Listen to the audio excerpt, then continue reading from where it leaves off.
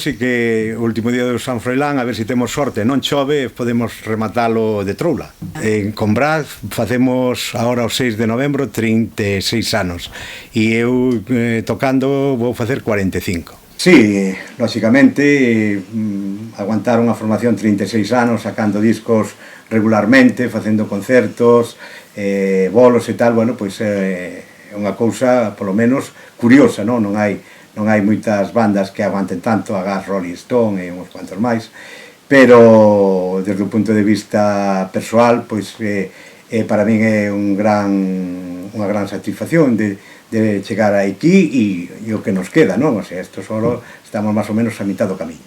Bueno, pois estamos nun complexo cultural que se chama Cas do Leiro e neste caso estamos en EC Studios e estamos en este estudio de grabación donde producimos os discos de Braz e dos outros da compañía de Sons Galiza, ou ben xente que ven e o aluga, e polo tanto nos colledes ademais que estamos Manuel Rodríguez está grabando unhas guitarras, estamos en período de mesturas para que na semana que ven podamos enviálo a fábrica o disco e estexa para o Nadal, que é cando queremos que estea nas tendas para que todo o mundo agasalle ca música de Braz este Nadal.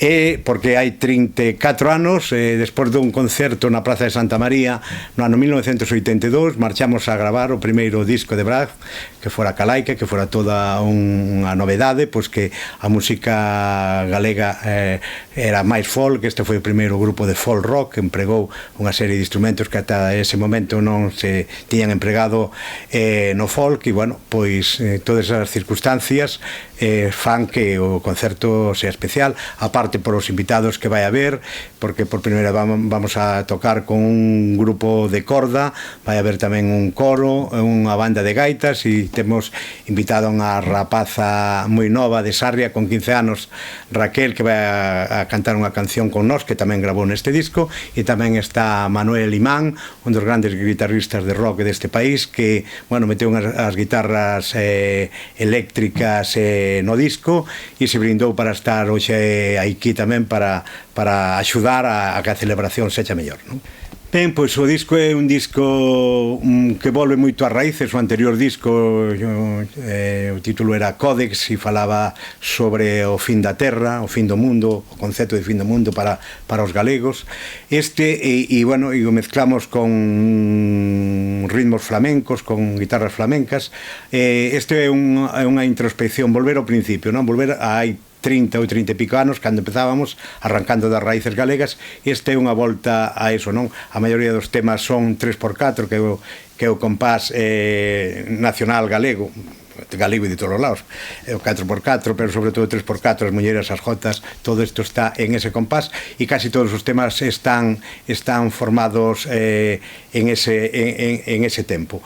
E, bueno, pois falar sobre todo dos mitos celtas. Estamos falando do Samaín, que é unha cousa que cando era pequeno se celebraba cas calaveiras que se facían de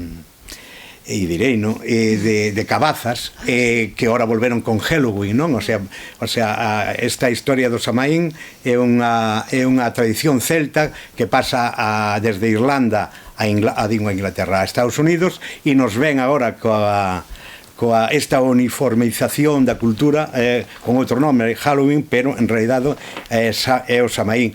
Hai o tema da Santa Compaña, está o tema de o Lugnasaz, que é outra das festas importantes no mundo celta, está o Beltane das Fachas, que aínda quedan reminiscencias en lugares como en Taboada, que aínda todos os anos van polo monte con fachas e fan aí unha ceremonia moi bonita de rito aos froitos que daba a terra, etcétera. Bueno, non vou a contar todos os temas, pero bueno, todos teñen que ver co mundo celta galego, cas tradicións galegas. Home, eu creo que é unha ventaxa en función de que idiomas. Se comparamos co inglés, non, porque o inglés son monosílabos, bisílabos, é moi doado cantar en ese idioma porque ten moitas posibilidades. Pero eu creo que, a parte da nosa tradición musical, só temos que ver o que pasa, por exemplo, co galego brasileiro, que é a bossa nova, e que maravilla fan, e que dozura, non? O sea, eu creo que o idioma galego é un bo idioma para cantar. Creo que é mellor co castelán, e moito mellor, por exemplo, co alemán, non, que son idiomas máis duros, non?